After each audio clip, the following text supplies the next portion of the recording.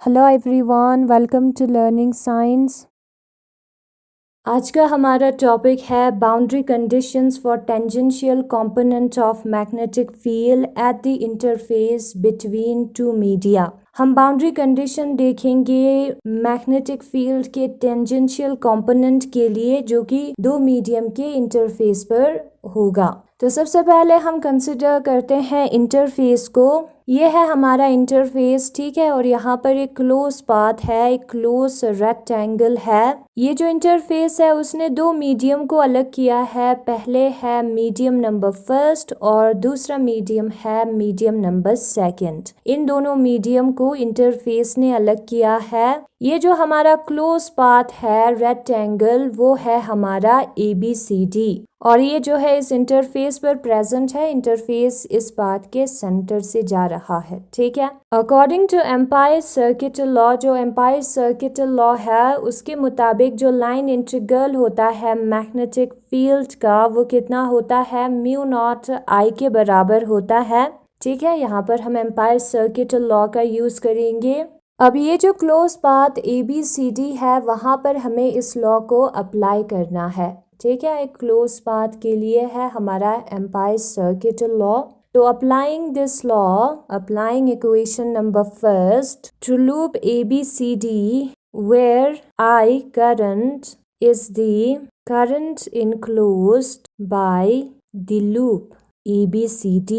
Equation number first हमें apply करना है इस लूप ABCD पर, और इस लूप ABCD ने करंट को इनक्लोज किया है, I करंट को इनक्लोज किया है। तो यहाँ पर जो है AB का जो लाइन इंटीग्रल है मैग्नेटिक फील्ड का, प्लस दूसरा लाइन है हमारा BC वाला लाइन, उसका लाइन इंटीग्रल मैग्नेटिक फील्ड का इंटीग्रेशन जो है वो B to C होगा, ठीक है। और जो लाइन इंटीग्रल है मैग्नेटिक फील्ड का CD पाथ के लिए, और जो लाइन इंटीग्रल है मैग्नेटिक फील्ड का DA पाथ के लिए, उन सारों को हमें सम करना होगा। इन चार लाइन के कॉम्बिनेशन से ये क्लोज पाथ हमें मिला है, ठीक है। तो इस क्लोज पाथ का जो टोटल लाइन इंटीग्रेशन है वो म्यू नॉट और जो करंट उस क्लोज पाथ ने इनक्लोज किया है उसके बराबर आएगा, ठीक है। अब ये जो क्लोज पाथ है उसका हाइट h है, AD डिस्टेंस जो है वो h के बराबर है। When height of the loop h tends to 0, जब इस लूप का हाइट जो है 0 को टेंड करेगा, 0 के बराबर आएगा, तब ये जो AD पार्ट और BC पार्ट है वो डिसअपेयर हो जाएगा, क्योंकि कोई हाइट है ही नहीं, ये जो लेंथ है वो है ही नहीं, ठीक है। तो जो लाइन इंटीग्रेशन होगा CB B वेक्टर का, और जो लाइन इंटीग्रेशन होगा to the path DA B vector का वो 0 के बराबर आएगा, और एरो जो है वो इस डायरेक्शन में है, ठीक है। मैग्नेटिक फील्ड का एरो है। अब हम सपोज करते हैं कि यहाँ पर एक पॉइंट है, ये दोनों इक्वल होगा और 0 के बराबर होगा लाइन इंटीग्रल जब हाइट जो है वो 0 होगी, ठीक है। अब यहाँ पर एक पॉइंट है और वहां पर मैग्नेटिक फील्ड जो है B1 है, तो उस मैग्नेटिक फील्ड का टेंजेंशियल कंपोनेंट यानी कि जो x डायरेक्शन में होगा वो होगा हमारा B1T, ठीक है। एरो इस डायरेक्शन में है। अब इसके नीचे यहीं पर एक और पॉइंट है जहां पर मैग्नेटिक फील्ड जो है वो इस डायरेक्शन में है, अंदर की तरफ जा रहा है, ठीक है। एरो को मैं यहाँ पर ड्रॉ कर देती हूँ, और ये मैग्नेटिक फील्ड है हमारा B2। इसको हम B2 वेक्टर के साथ डिनोट करेंगे। तो उसका जो टेंजेंशियल कंपोनेंट है वो इस डायरेक्शन में होगा, जिसको हम B2 से डिनोट करेंगे। जो x एक्सिस के डायरेक्शन में मैग्नेटिक फील्ड होता है उसको हम टेंजेंशियल कंपोनेंट कहते हैं, और जो y एक्सिस के डायरेक्शन में मैग्नेटिक फील्ड होता है उसको हम नॉर्मल कंपोनेंट कहते हैं, जो कि हमने यस्टरडे निकाला था, ठीक है। और ये जो AB है उसका टोटल लेंथ है L, और लेंथ हम A to B की तरफ जा रहे हैं, तो यहाँ पर D to C की तरफ जाना होगा। लेकिन जो मैग्नेटिक फील्ड है B to D वो ऑपोजिट डायरेक्शन में जा रहा है, हम नोटिस कर सकते हैं। ऊपर दोनों सेम ही डायरेक्शन में है मैग्नेटिक फील्ड और हमारा जो लेंथ DL वाला पार्ट, नीचे जो है दोनों ऑपोजिट डायरेक्शन में है, ठीक है। डॉट प्रोडक्ट में हम कोस थीटा का यूज करते हैं। यहाँ पर हम सिर्फ टेंजेंशियल कंपोनेंट वाले मैग्नेटिक फील्ड को लेंगे, थीटा हमें पता है एंगल जो सेम डायरेक्शन में होगा वो होगा 0 और जो ऑपोजिट डायरेक्शन में है बी और डीएल उसके लिए थीटा होगा 180 डिग्री। यहाँ पर हम टेंजेंशियल कंपोनेंट लेंगे मैग्नेटिक फील्ड का, तो B1T DL cos 0 डिग्री आएगा। Integration from C to D B2T DL cos 180 degree आएगा। यहाँ पर वेक्टर नहीं होगा, ठीक है। cos 0 डिग्री 1 होता है, cos 180 डिग्री -1 होता है। बाकी के दो पार्ट को हमने कंसिडर नहीं किया है क्योंकि उसका वैल्यू 0 होता है जब h 0 को टेंड करता है। यहाँ पर जो है वैल्यूज पुट करेंगे हम cos 0 डिग्री और cos 180 डिग्री का डॉट प्रोडक्ट हमने किया है इसलिए cos आया है, ठीक है। और जब हम वैल्यू पुट करेंगे तो बीच में माइनस आ जाएगा प्लस की जगह पर। इंटीग्रेशन जो है वो लेंथ वाले हिस्से का होगा, मैग्नेटिक फील्ड का नहीं।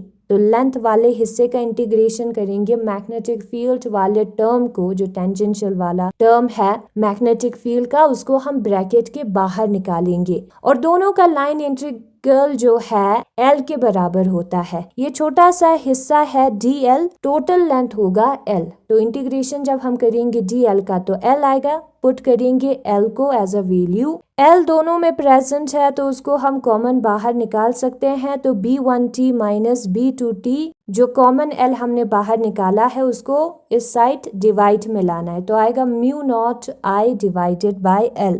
But JS vector is equal to I divided by L, लेकिन जो JS वेक्टर होता है वो I डिवाइडेड बाय L के बराबर होता है, करंट डिवाइडेड बाय लेंथ के बराबर होता है। इस JS को हम कहते हैं सरफेस करंट डेंसिटी। तो इस वैल्यू को हम पुट करेंगे यहाँ पर I डिवाइडेड बाय L के जगह पर, और यहाँ पर हमें क्लियरली नजर आ रहा है कि B1T और B2T दोनों इक्वल नहीं है, यानी कि ये कंटिन्यूअस नहीं है। मैग्नेटिक फील्ड टेंजेंशियल कंपोनेंट का वो चेंज हो रहा है इंटरफेस के बाद, मीडियम के चेंज होने के बाद। अगर हमारा JS जो है वो 0 के बराबर होगा, यानी कि कोई सरफेस करंट होगा ही नहीं, उसका मतलब है, ठीक है, तब हमारा जो B1T है वो B2T के बराबर आता है, ठीक है। JS के जगह पर 0 पुट करेंगे तो B1T माइनस B2T 0 होगा। B1T जो है B2T के बराबर होगा,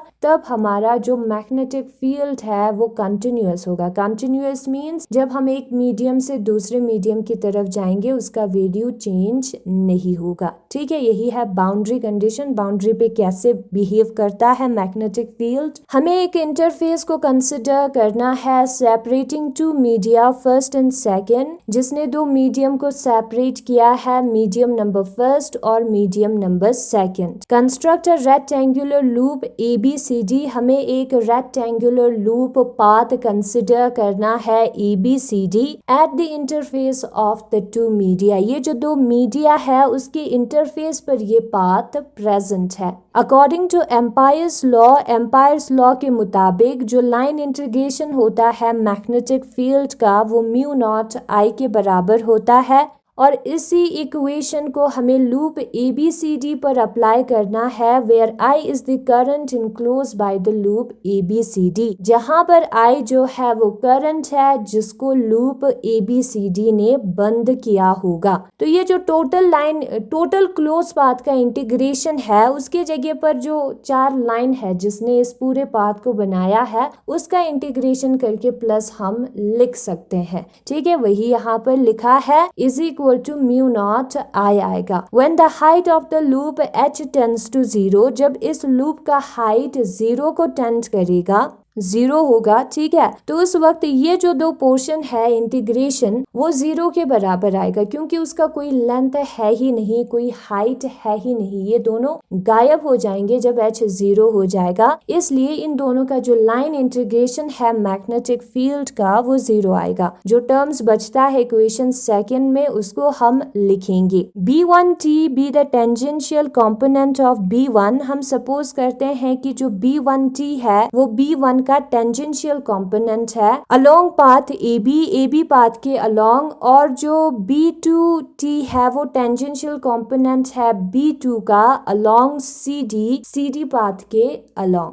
टेंजेंशियल मीन्स जो एक्स डायरेक्शन में होगा। Therefore equation number third can be written as, equation number third में हम टेंजेंशियल कंपोनेंट लिखेंगे, सिर्फ यही वाला कंपोनेंट लिखेंगे बी के जगह पर, ठीक है, मैग्नेटिक फील्ड के जगह पर, और डॉट प्रोडक्ट हम करेंगे। अब यहाँ पर हम देख सकते हैं कि जो बी और डी एल है वो दोनों सेम डायरेक्शन में है, length A to B increase हो रहा है, ठीक है। और यहाँ पर नीचे हम देख सकते हैं बी टू टी, और जो लेंथ है जो कि लेफ्ट टू राइट इंक्रीज हो रहा है वो ऑपोजिट डायरेक्शन में है, तो एंगल यहाँ पर 180 डिग्री होगा। पहले वाले केस में 0 डिग्री होगा। डॉट प्रोडक्ट का फॉर्मूला हमने यूज किया है, ठीक है। तो ये टर्म्स हमें मिले जब हमने यहाँ पर वैल्यूज पुट किया, ठीक है। यहाँ पर वेक्टर नहीं होगा क्योंकि डॉट प्रोडक्ट जब हम करेंगे तो वेक्टर गायब हो जाएगा। मैग्नेटिक फील्ड वाले पोर्शन का लाइन इंटीग्रेशन नहीं होता है, लाइन इंटीग्रेशन डीएल वाले पोर्शन का होगा, और ये जो दोनों पार्ट है उसका लाइन इंटीग्रेशन जो है एल के बराबर होता है। तो इन दोनों के जगह पर हम एल लिख सकते हैं,